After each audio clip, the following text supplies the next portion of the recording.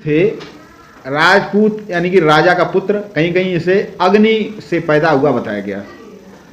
अब राजपूत क्षत्रिय, तो एक ही बात समझ में आती कि लड़ना। क्षत्रियों का काम क्या था? लड़ना, देश की रक्षा करना, लड़ना। राजपूत यानी कि लड़ाई लड़ना। लेकिन नहीं, राजपूत शासक लड़ाई में व्यस्त रहने के साथ साथ ही कला एवं साहित्य में भी रुचि रखते।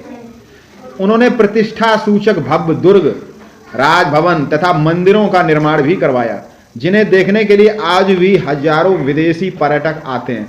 अब देखिए, भुवनेश्वर का लिंगराज मंदिर यानी कि शिव जी का मंदिर, उत्तरी भारत के राजाओं ने कई भव्य मंदिरों का निर्माण कराया, जैसे भुवनेश्वर का लिंगराज मंदिर। अच्छा, चंदेल जो शासक थे, उन्होंने शिव, विष्णु, जैन तीर्थकरों को समर्पित कई मंदिर बनवाए, जिसमें खजुराहो का कंदरिया महादेव मंदिर अपनी बनावट के लिए अति प्रसिद्ध है। और ये सभी मंदिर पीले रंग के बलुआ पत्थर के बने हैं। इन मंदिरों में आज भी सांस्कृतिक कार्यक्रम किए जाते हैं। दूसरी बात, कोणार्क का सूर्य मंदिर गंग वंश के नरसिम्हा प्रथम ने, और ये किस आकार, घोड़े, 7 घोड़े रथ को खींचते हुए ऐसा मंदिर बनवाया गया। मंदिरों का व्यय चलाने के लिए उच्च वर्ग के लोग, जो धनी लोग होते थे, वे सोना, चांदी, कीमती पत्थर, मोती आदि दान करते थे। अब देखिए, मंदिर 2 प्रकार के होते हैं, उत्तर भारत के मंदिर और दक्षिण भारतीय मंदिर। हम लोगों के जो मंदिर है उत्तरी भारत मंदिर, क्योंकि हम लोग कहाँ रहते हैं? उत्तर भारत में। तो देखिए, मोटे तौर पर मंदिर निर्माण की 2 शैलियां थी, उत्तर भारतीय और दक्षिण भारतीय। उत्तर भारतीय शैली को नागर शैली कहते हैं। नागर शैली, हम लोगों के जो मंदिर बनते हैं वो नागर शैली बनते हैं। कैसे? नागर शैली। और दक्षिण भारत के मंदिर द्रविड़ शैली के कहला होते हैं। इसमें अंतर क्या है?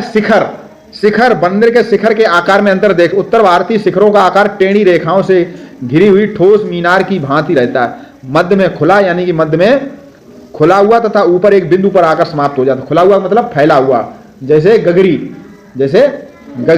है, ऊपर बिंदु पर आकर समाप्त। उदाहरणतः लिंगराज मंदिर भुवनेश्वर। और दक्षिण भारतीय मंदिर कैसे होते हैं? पिरामिड की तरह, जिनमें कई खंड होते हैं और प्रत्येक खंड क्रमशः ऊपर की ओर तथा नीचे वाले खंड से छोटा होता चला जाता और सबसे ऊपर जाकर छोटा तथा गोलाकार हो जाता है। दक्षिण भारत के मंदिरों में स्तंभों का मुख्य स्थान, देखिए दक्षिण भारत के जो मंदिर होते हैं वहां कभी आप जाएंगे देखने तो खंबे होंगे बहुत सारे। अपने यहाँ मंदिरों में खंबे नहीं होते। अपने यहाँ मंदिरों में क्या होती हैं? दीवालें। क्या होती हैं? दीवालों। वहां खंबे होते हैं बहुत सारे, जबकि उत्तर भारत के मंदिरों में इनका सर्वथा अभाव पाया जाता।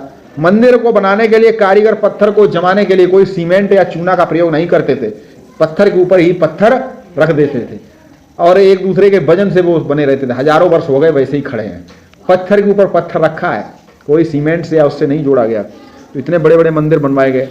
शिक्षा एवं साहित्य पर भी विशेष कार्य हुआ। राजपूत शासकों के समय में आश्रमों, पाठशालाओं, विश्वविद्यालय में शिक्षा दी जाती थी।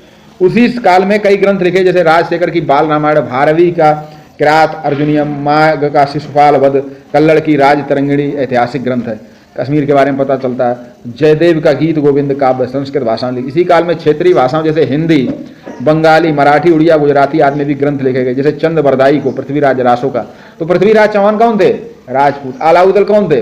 राजपूत। जयचंद कौन थे? राजपूत। तो ये सब अलग अलग जगह के अलग अलग राजपूत थे। कोई गढ़वाल था, कोई परमार था है? तो ये हम लोगों ने राजपूत शासकों के बारे में पढ़ा और उस समय की शिक्षा व्यवस्था, कला, मंदिर। तो हमने निष्कर्ष क्या निकाला कि राजपूत सिर्फ लड़ते ही नहीं थे, लड़ाई के साथ साथ कला और साहित्य में भी रुचि रखते थे। तो आपका यहाँ